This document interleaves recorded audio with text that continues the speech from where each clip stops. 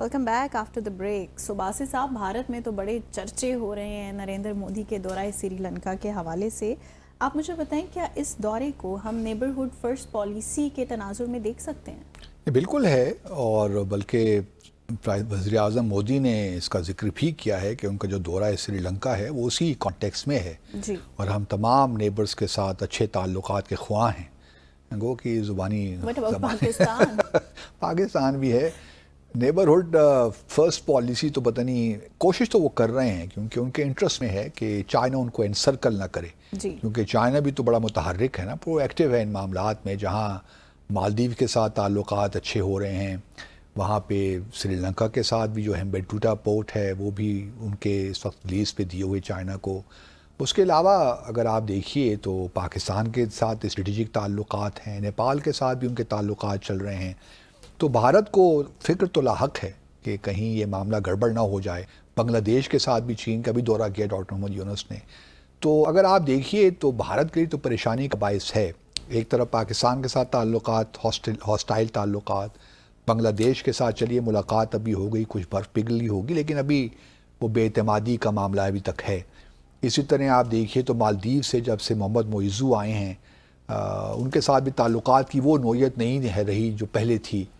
نیپال بھی تھوڑا بے چین رہتا ہے، بارڈر ڈسپیوٹس ہیں ان کے ساتھ. میانمار کے ساتھ بھی بارڈر ڈسپیوٹس چل رہے ہیں، اور کیونکہ میانمار بھی وہ ایک کوریڈور بنا رہا ہے، چائنا میانمار اکنامک کوریڈور، سی میک، ایک سی پیک ہے سی میک، تو اس پہ بھی بھارت تو کنسرنز ہیں.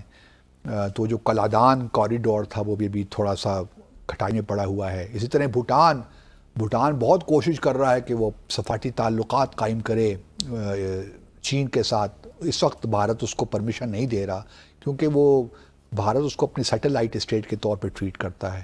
اگر آپ تھمپو جائیں نا، بھوٹان کا جو کیپٹل ہے، وہاں پہ 2-3 مشنز ہی ہیں، سفارتی مشن ایک. اور بھارت کا جو سفیر ہے وہاں پہ وہ بڑا زبردست وائس رائے کی طرح وہاں پہ رہتے ہیں. لگتا یہ ہے کہ وہ وہاں کے پریزیڈنٹ ہیں. اور باقی شاید میرے خیال میں امریکہ کا مشن ہے، اور بنگلہ دیش کا if I am not wrong, اور کویت کا شاید 3-4 مشنز ہی ہیں. پاکستان کا ریزیڈنٹ مشن نہیں ہے تھمپو میں. تو بھوٹان بہت کوشش کر رہا ہے، ابھی ڈپلومیٹک ریلیشنز نہیں ہیں بھوٹان اور چین کے درمیان. جی. لیکن ان کی بارڈر ڈسپیوٹس ہیں، وہ جو ڈوکلام کا ریجن ہے. صحیح. تو بھارت کی فرسٹ نیبرہڈ فرسٹ پالیسی تو اچھی ہے اور اس پہ کام ہونا بھی چاہیے. تو یہ دورہ اسی کانٹیکس میں ہے. اور چین اور میں سمجھتا ہوں کہ بھارت کو کسی حد تک کامیابی بھی ہوئی ہے، کیونکہ یہ جو نئے صدر آئے ہیں دیسا نائک، یہ جب سپٹمبر میں پچھلے سال ان کا الیکشن ہوا، آپ کو پتہ ہے نا کہ کتنے کرائسس سے گزرا. فائنینشیل بینکرپسی بھی ڈکلیئر کی سری لنکا نے. اس وقت بھارت نے کافی مدد کی، تقریباً $4.5 بلین کا ان کو ہیلپ کی، قرضہ بھی دیا، کچھ اسسٹنس بھی تھی، کچھ گرانٹ بھی تھی.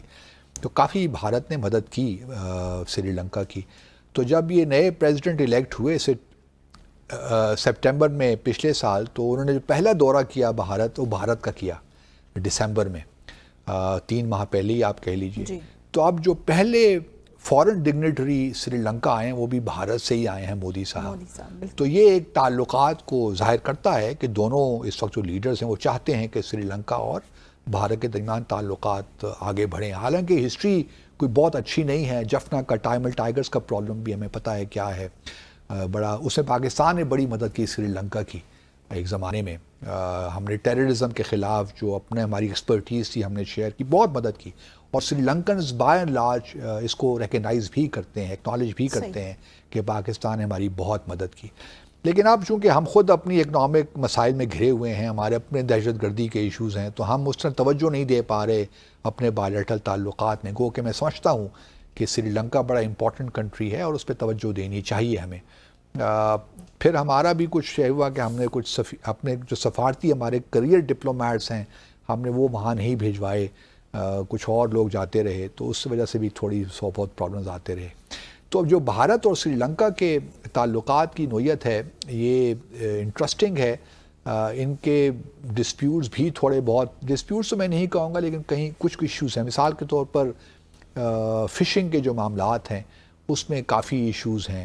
جس طرح ہمارے ہاں بھی ہوتا ہے نا، ہم بھی فشرمین کو یہاں پہ بھارتی فشر ہمارے ٹیریٹوریل واٹرز میں آ جاتے ہیں. اس طرح تامل ناڈو کے جو فشرمین ہیں وہ بھی سری لنکا کے ٹیریٹوریل واٹرز میں آ کر وہاں فشنگ کرتے ہیں اور سارا جو ہے، لیکن پرابلم یہ ہے کہ وہ جو ہے باٹم ٹرالنگ اسے کہتے ہیں، وہ یہ ہے کہ وہ ٹرالرز تو ان کے آتے ہیں لیکن وہ ایسے جو ایک نیا ایک آپ کہہ سکتے ہیں ایک سسٹم نکلا ہے، ایک میکنزم جس کے تحت جو سی فلور ہوتا ہے نا وہ نیٹ وہاں تک جاتا ہے اور سی فلور سے نیچے وہ سارا جو مرین کا ایکو سسٹم ہے اس کو خراب کرتا ہے. صحیح. تو سری لنکا نے یہ بھی ان سے کہا ہے کہ جی جو آپ کا یہ آپ لوگ کرتے ہیں یہ کسی طور بھی مناسب نہیں ہے اور اس کو ختم ہونا چاہیے. تو میں سمجھتا ہوں کہ پرائم منسٹر مودی کا اچھا وزٹ رہا. کچھ انہوں نے جو قرضے پہلے دیے تھے ان کو گرانٹ سے بھی تبدیل کر دیا، تو ایک اچھا. اور اب دیکھنا یہ ہے کہ آیا سری لنکا کے پریزیڈنٹ جو اگلا دورہ ہوتا ہے وہ چین جاتے ہیں کہ پاکستان آتے ہیں. میرا اپنا خیال یہ ہے کہ اب وہ چین ہی جائیں گے کیونکہ وہ تھوڑا بیلنس تو رکھنا چاہیں گے نا، کیونکہ چین کی بڑی انوالومنٹ ہے سری لنکا میں. تو میرا اپنا خیال یہ ہے کہ شاید اگلا دورہ چین کا ہو ہی جائے، پاکستان کا بھی ہو سکتا ہے. باسط صاحب 2-3 ڈیولپمنٹس ہوئی ہیں مقبوضہ جموں کشمیر کے کانٹیکسٹ میں چاہوں گی کہ وہ بھی ہمارے ویورز کے ساتھ آپ شیئر کریں. ہاں دیکھیے، پہلے تو انٹرسٹنگ ڈیولپمنٹ یہ ہوئی ہے کہ آج فلیگ میٹنگ ایک ہو رہی ہے پاکستان اور جو ہے بھارت کے درمیان. یہ جموں ورکنگ باؤنڈری میں مجھے سیکٹر کا نام بھول رہا ہے، کون سا سیکٹر ہے، RS پورا سیکٹر میں شاید. تو وہاں پہ وہ یہ لاسٹ میٹنگ 21 فروری کو ہوئی تھی اور آج دوبارہ ہو رہی ہے کیونکہ بھارت کا جو نیریٹو ہے نا کہ یہاں سے انفلٹریشن ہو رہی ہے، لوگ یہاں سے آ کر وہاں پہ بقول ان کے مقبوضہ جموں اور کشمیر میں دہشت گردی کرتے ہیں. تو وہ نیریٹو بلڈ کرنے کے لیے فلیگ میٹنگ کی ریکویسٹ کر دیتے ہیں بھارت، کیونکہ آج کل ان کو کافی انڈیجنس لوگ خاص طور جموں ریجن میں اور کتھوا وغیرہ میں کافی وہاں پہ مزاحمت ہو رہی ہے.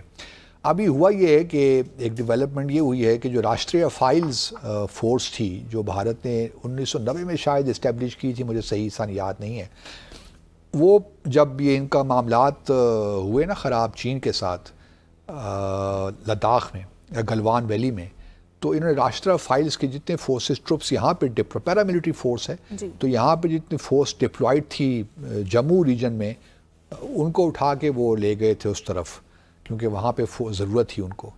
اب 4 سال کے بعد دوبارہ یہاں پہ راشٹریہ فائلز کو لا رہے ہیں. راشٹریہ فائلز جو اوریجنلی اس کو اسٹیبلش کیا گیا تھا، اس کی ایکسپرٹیز ہے کاؤنٹر انسرجنسی میں. جی بالکل. وہ اس کو کاؤنٹر ٹیررزم کا بھی کہتے ہیں لیکن کاؤنٹر انسرجنسی میں زیادہ ان کی ایکسپرٹیز ہے.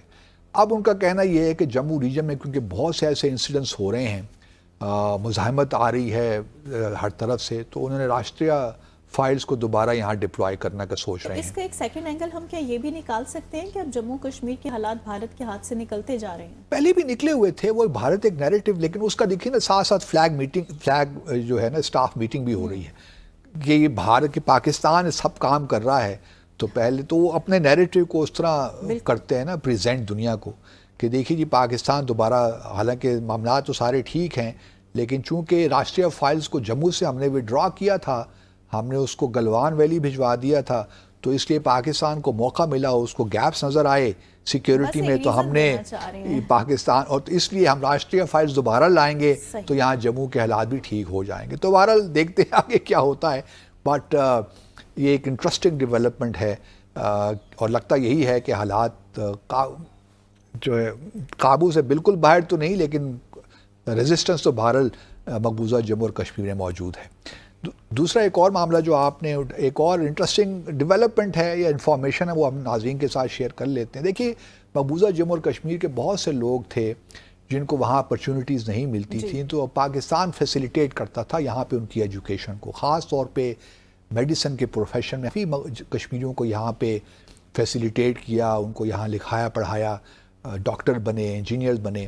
اب بھارت نے یہ فیصلہ کیا ہے کہ جی پاکستان کی جو ڈگری ہے MBBS کی اور BDS کی، بیچلرز فار ڈینٹل سرجری، وہ ہم ریکگنائز نہیں کریں گے. 2018 تک تو ہم نے کر لیا، اب جو بھی جائے گا بغیر کلیئرنس کے، نہ واپس اگر وہ پاکستان کی ڈگری لے کر آئے گا تو اس کو اجازت نہیں ہوگی کہ وہ فوراً میڈیکل گریجویٹ ایگزامینیشن اس میں بیٹھے، کیونکہ ہم پاکستان کی اب ڈگری جو ہے ڈگریز ہم ریکگنائز نہیں کریں گے. تو یہ ان کشمیریوں کو جو پاکستان میں پڑھتے رہے اور پھر شاید کبھی کبھی واپس بھی جاتے رہے، وہ اب وہاں ان کے لیے اپرچونیٹیز ختم کر سچویشن بہت زیادہ چیلنجنگ ہونے جا رہی ہے. کشمیریوں کے لیے اور مشکلات, تو ان کو پہلے سے بہت مشکلات تھیں وہاں پہ. اب جو پاکستانی جو کشمیری یہاں پاکستان میں پڑھ رہے تھے, ان کی فیملیز تو وہیں تھی نا, وہ فیملیز کے پاس واپس جانا چاہیں, وہاں کوئی کام کرنا چاہیں, تو وہ اب ان کے لیے ممکن نہیں ہوگا. یہ وہی کام کیا ہے جو وقف بل امینڈمنٹ بل لے کر آئے تھے تو مسلمانوں کے خلاف اور مقبوضہ جموں اور کشمیر میں کشمیریوں کے خلاف جتنے بھی اقدامات وہ کر سکتے ہیں وہ کریں گے.